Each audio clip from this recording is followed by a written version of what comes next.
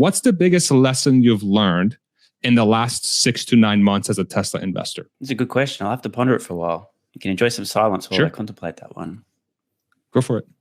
I think most investors, or at least a large number of investors, do not understand how much their emotions are clouding their judgment.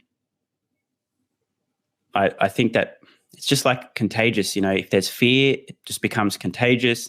If there's panic or uncertainty, the more fearful people are, the less they are able to think. As I've said in the past, I've used the term fear-induced brain damage.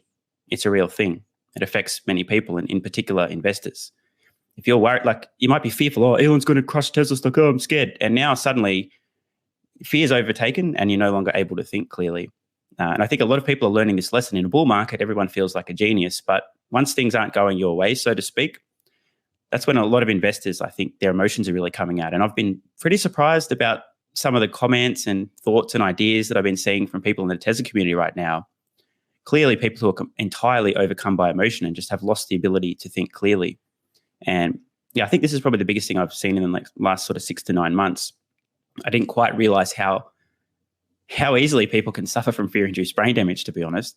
I mean, I should, because I've seen other examples in the last few years, but this is a big one. I think people are not thinking clearly. And I think in a few years' time, Tesla investors will look back at this time and they'll probably forget how emotional they were.